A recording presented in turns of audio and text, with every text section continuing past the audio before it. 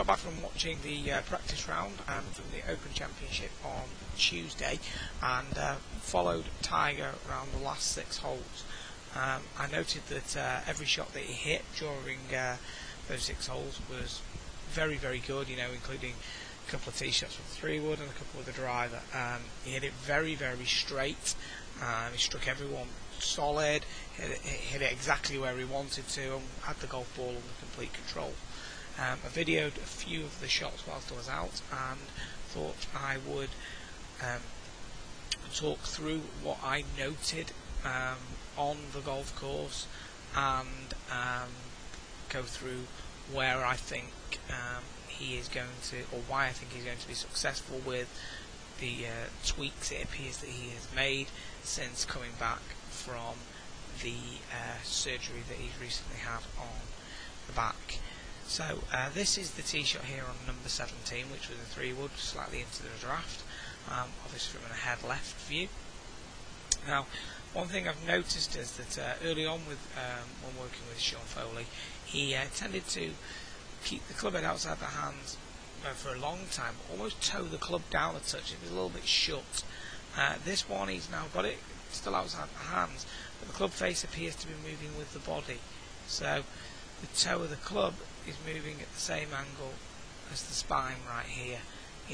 This is much better in my opinion, meaning that he's not tilting as much towards the target, he's more rotating around the spine, so he's not tending to stack up on that front leg, which is where a lot of the raising in height tended to come from with the fairway wood and the driver. Now, one thing I did notice with the long clubs is how brilliantly matched he was at the top of the backswing. Now, what I mean with this is, here's the shoulder plane.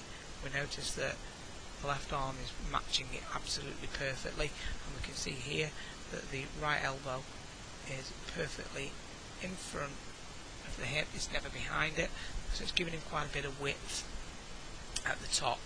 What else we see is that the club face and the left arm here perfectly match one another. So this is a great matching process. I think this is the best I've seen him take it back since being with Foley. I've liked the changes he has been making, but I think that this is definitely the best I've seen it. I really like the look of the backswing now in terms of how well matched it is, in other words, and how synced it is, and that is basically once the shoulder turn has stopped, so too at the exact same moment as the club stopped moving, so it's very well synced up. So this means that once he makes this move down, we can see now how the right elbow is very forwards on the front part of the hip. There's plenty of room through the golf ball. So we see here that the right elbow is in front of him, whereas in the past, in previous years, it always used to get a little bit stuck behind him. This was a problem he had going back to the Harmon days. So if we just quickly split screen this, what I'm actually talking about with the stuck elbow is when he was very early 97, you see here how this right elbow is stuck behind the hip. So there's the front part of the hip, and it's stuck behind it. We'd have to stall and fling the arms away. Now what we see here is the elbow's on the front part of the hip, where it's able to stay. What else I notice is that the footwork's massively improved. This right foot's staying down a lot longer, it's not exploding up off the floor. What we do see is that from the delivery position here, we'll notice how the ball of the club works around. So starting to work around with him, okay, and he's not having to defend it. The club then works around with the rotation of the body. It's fully released over here, but there's no flicking of the hands. There's just been a recupping of the left wrist, and the right arm's gone into extension. One other thing I notice is that he's really moving into this left heel very well, but without an aggressive snapping of the knee. I think that footwork and leg action is massively improved, and we can see here at the finish he's fully in balance. We have a look at the driver swing from the ahead right view here. Now this is on the previous hole, the par 5, number 16, and we take him during the first move once again. Here he's not got that, this toe down look to the takeaway, and as we take this to the top, we'll notice that at the top here, it's the shortest I've seen him be since the early 2000s at the top. There's the top of the shaft there. Apologies, actually. There's the shaft. So we know that this is definitely the shortest I've seen it look with the driver, and I think the matching process and the syncing process is absolutely fantastic. He's fully wound up very nicely. He's actually behind the ball slightly rather than being stacked up on front of it, but he's behind it without moving off it. So he's showing a clear sensation that the left shoulder is stretching across in this direction, but without compromising the head at all. From here, he makes a really good transition, and we see that the right elbow gets to the front part of the right hip here rather than being stuck behind it. Foot moves around, and there's none of this jumping up and down. There is this slight squat move, but the head isn't lowering like it was doing, and we don't see it popping back up again. I saw a lot of that back a few years ago, and thought that the main reason for this was that he wasn't in the correct position at the top of the backswing, and also that he didn't ever clear this left shoulder properly from the chin. Now we have a look at the head, we notice how quickly this left shoulder separates from the chin. Well, this is a great thing to look at for all golfers, because of the way the left shoulder separates in this direction here from the chin has a direct correlation to how far forwards the right elbow can get on the front part of the hip.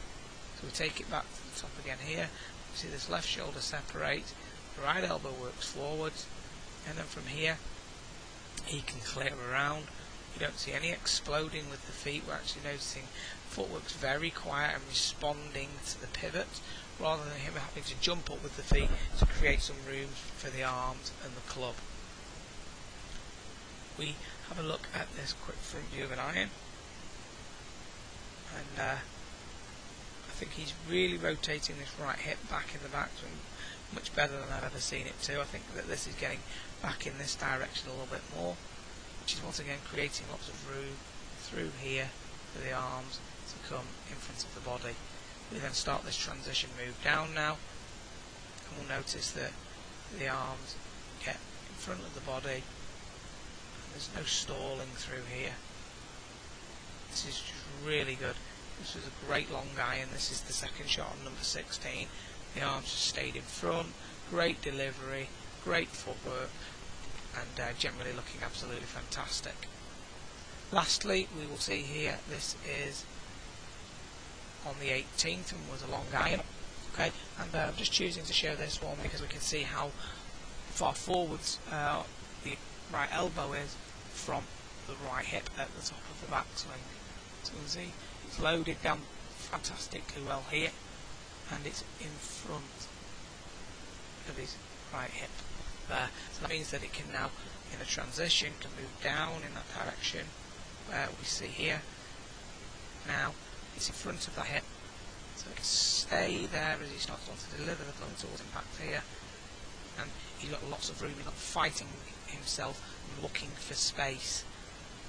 From there, he just keeps the body moving around, and he doesn't ever have to stop the body moving.